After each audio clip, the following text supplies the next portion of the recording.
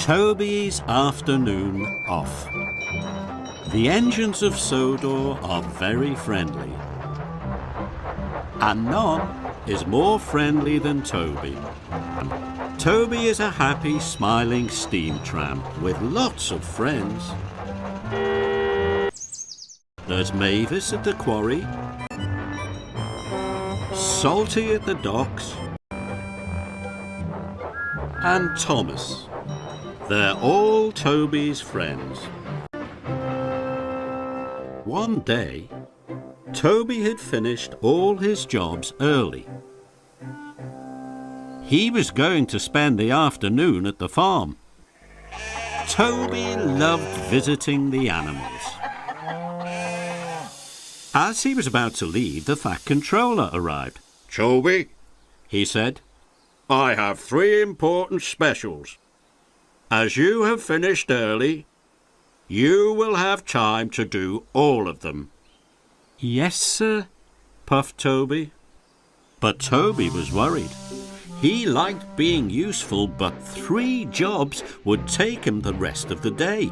Now he would have no time to go to the farm. Toby puffed off. He felt sad. But then he had an idea. Perhaps he could get everything done in time. "All I need is some help with just one of my jobs. I'll ask one of my friends." Toby's first job was to shunt some trucks at the yards. As he arrived, he saw Mavis. "Mavis will help me," he thought. "Sorry, Toby, no time to talk," Mavis puffed, and she steamed past him. Toby was upset. He had been sure Mavis would help him. "I'll just have to shunt the trucks on my own," he puffed sadly.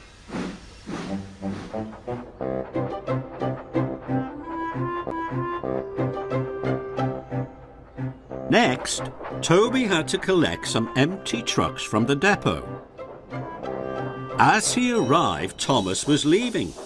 "Thomas," called Toby, "wait!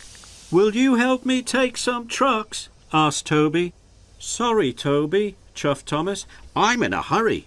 I'll help you later." And Thomas raced away. Toby was surprised. Mavis and Thomas had both rushed off very quickly. Now he would have to take the trucks to the coaling plant himself. It was getting late. Toby was worried he wouldn't get to the farm, and he wouldn't get to see the animals.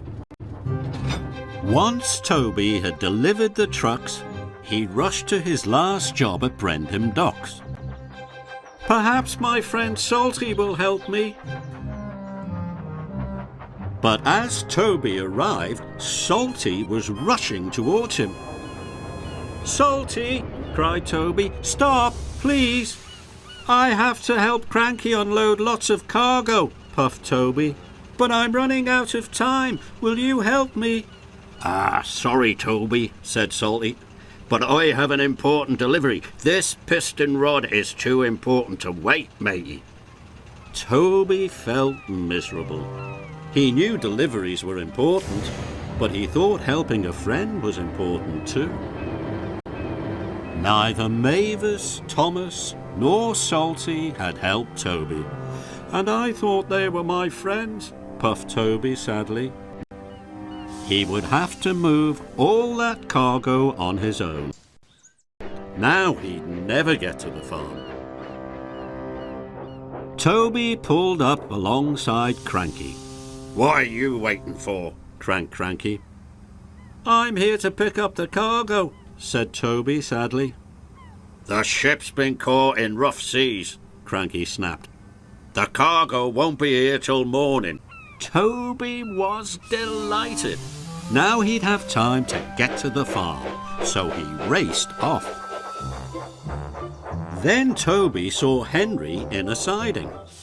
"Where are you going in such a hurry?" wheezed Henry sadly. Toby told him all about wanting to go to the farm. and all about Mavis, Thomas and Salty. "I thought friends helped each other," Toby wheezed, "but they were all too busy to help me."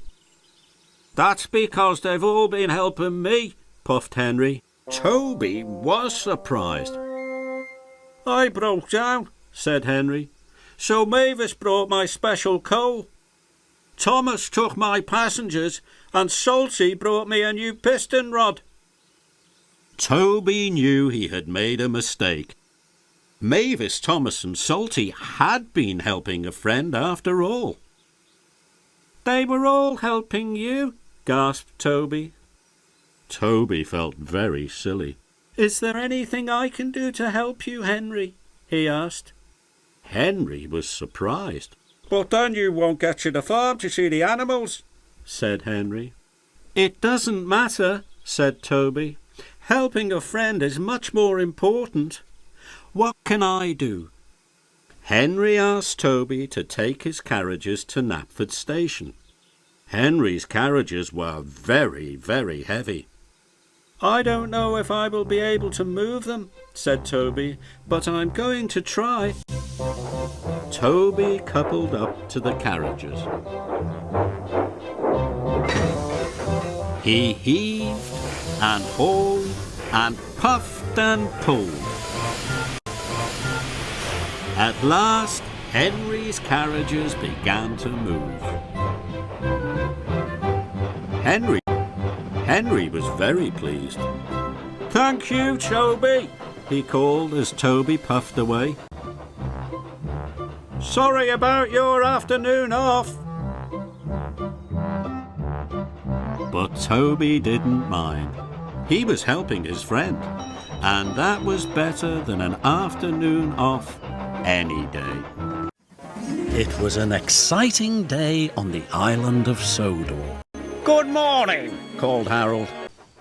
Annie and Clarabelle were full of happy children. Thomas was taking them to their annual sports day. Everything was ready for the day to begin. "I hope I'm number one and win a medal," said a boy. "It must be splendid to win a medal," chuffed Thomas. "After all, I'm engine number one." Thomas worked hard all day, but he kept thinking about medals. He imagined himself wearing a gold medal on a red ribbon. How smart he would look. "Hello, Thomas," whistled Percy. "I'm taking the Fat Controller to Sports Day." "You can see the egg and spoon race," chuffed Thomas. "I didn't know eggs and spoons had races."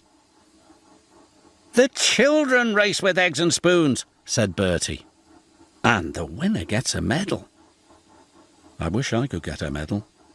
"You'll need to win a race first," whistled Percy. "I'll race you, Thomas. The first one to the station is the winner." "You're on," whistled Thomas. "Ready, steady, go."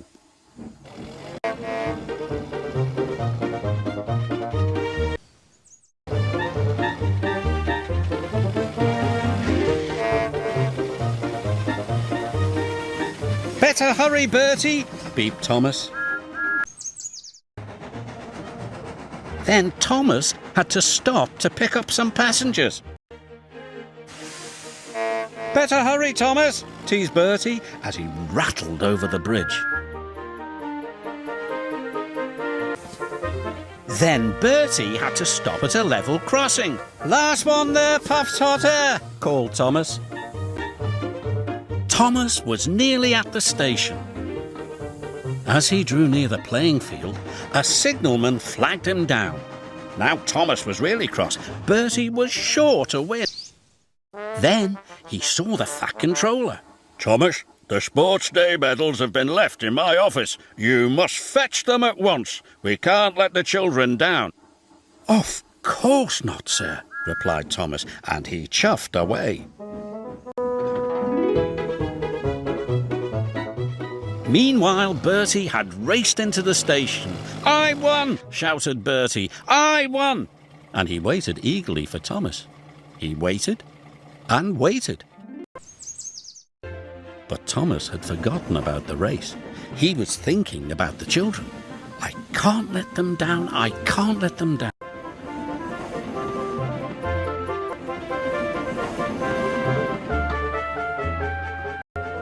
At last, Thomas puffed back into the big station. The station master gave Thomas's driver the box of medals. Then Thomas set off again.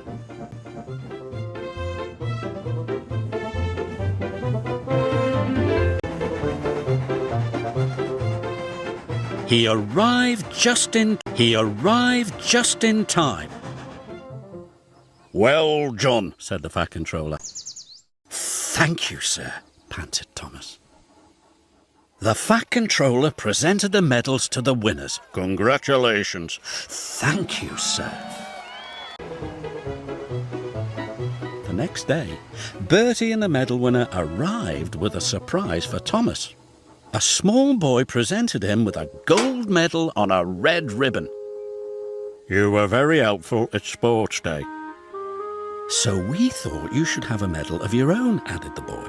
"My very own medal," said Thomas. "Thank you." "3 cheers for Thomas, the #1 engine." "But I still won the race," tooted Bertie. Thomas just peeped happily.